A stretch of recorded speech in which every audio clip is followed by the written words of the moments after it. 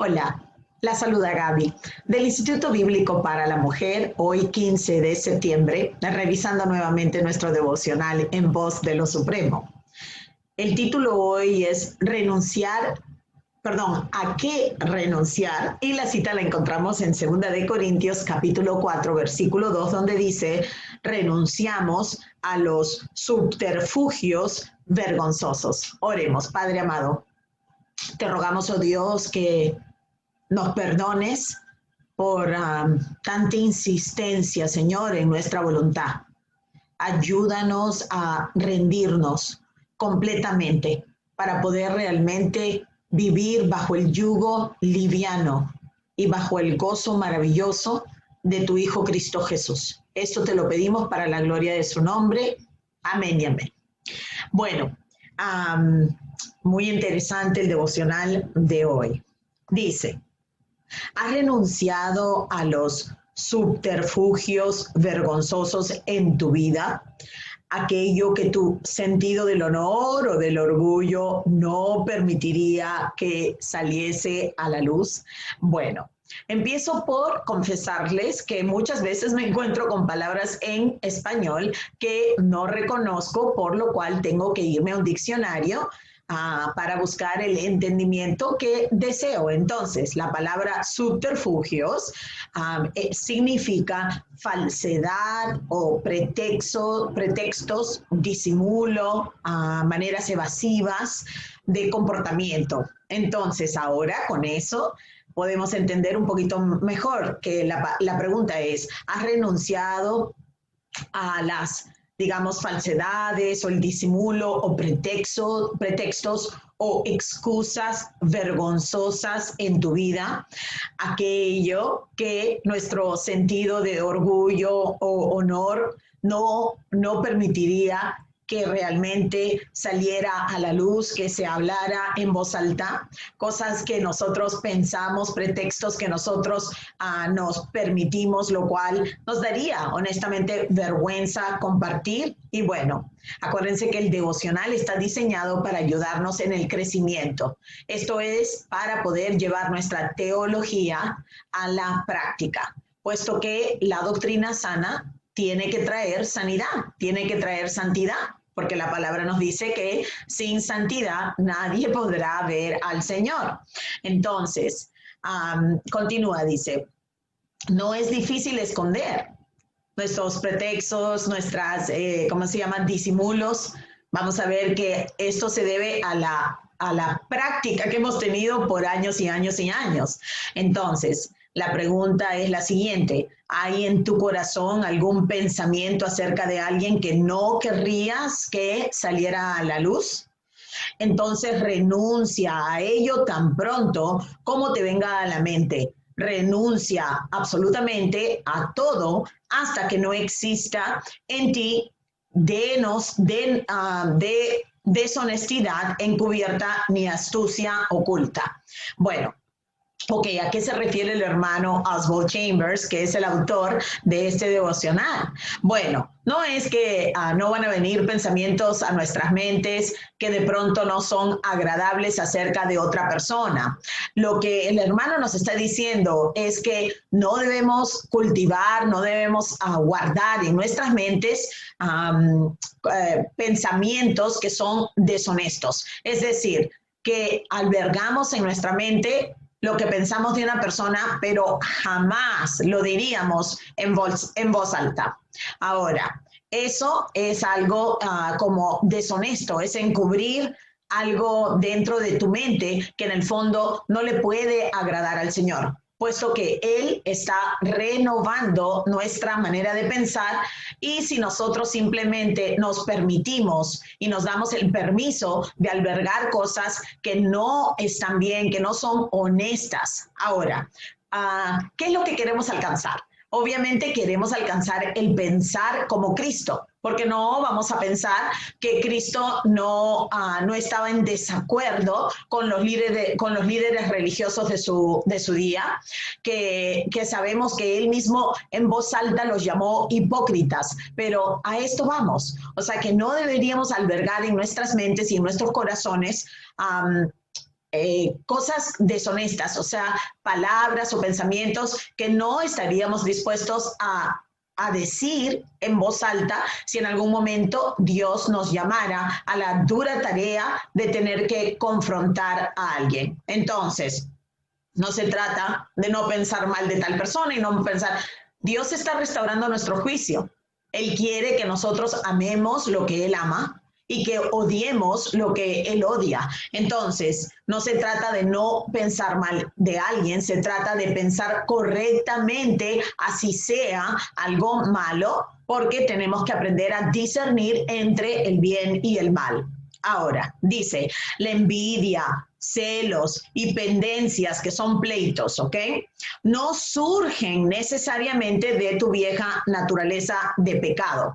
Es decir, bueno, no podemos continuar echándole la culpa a todos estos comportamientos y excusarnos y decir, bueno, lo que pasa es que Dios sabe que yo solamente soy polvo, Él sabe que yo tengo una naturaleza pecaminosa, pero Dios sabe también que por la vida perfecta de su Hijo Cristo Jesús, por su muerte en mi lugar y en tu lugar, y por su resurrección y el poder que eso nos trae, nosotros no tenemos que seguir viviendo así. Lo que pasa es que dice que nuestra naturaleza antigua está súper acostumbrada, está acomodada a vivir vidas deshonestas, vidas que pensamos y albergamos cosas en nuestras mentes que jamás diríamos, pero no es porque no lo queremos decir, es porque nos daría vergüenza o no quisiéramos perder lo que la gente piensa de nosotros,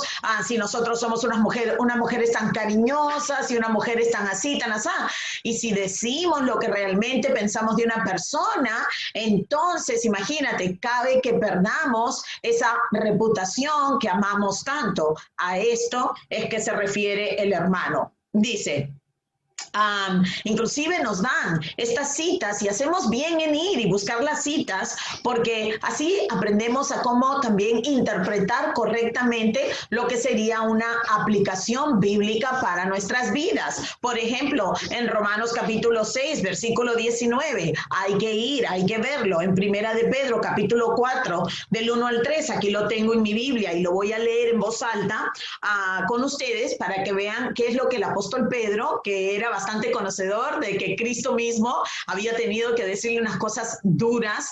El apóstol Pablo en un momento lo tuvo que confrontar delante de todo el mundo. Hay personas que dicen, ¿cómo va a ser posible que nosotros, siendo cristianos tan amorosos y llenos de amor del Padre, vamos a confrontar a una persona en público? Bueno, es triste que tengamos que llegar a este punto, pues Dios mismo, Jesús, nos da, Mateo 18 nos da el cómo hacerlo en las mayores de las circunstancias, pero puede suceder que requiera, cuando está en peligro el evangelio, la claridad del evangelio, pues cabe que nosotros tengamos que decir algo en voz alta. Y a esto se refiere el crecer en carácter para nosotros no ser deshonestas y estar protegiendo nuestra reputación más que estar dispuestas a vivir para Cristo. Dice, en Primera de Pedro capítulo 4 dice, puesto que Cristo ha padecido, aquí está, ha padecido por nosotros en la carne,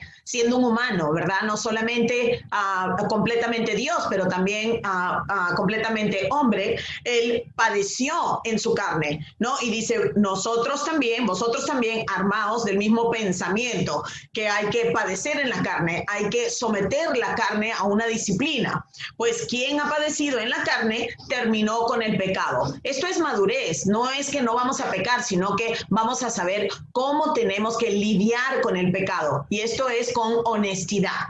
Dice, para no vivir el tiempo que resta en la carne, el tiempo que estemos aquí en la tierra, conforme a las concupiscencias de los hombres, ¿no? Sino conforme a la voluntad de Dios, no conforme a lo que el hombre considera el bien o los derechos, esto con lo otro, sino viviendo ya sometidos al padecimiento de nuestra carne para la voluntad de Dios. Versículo 3, baste ya el tiempo pasado para haber hecho lo que agrada a los gentiles, ¿verdad?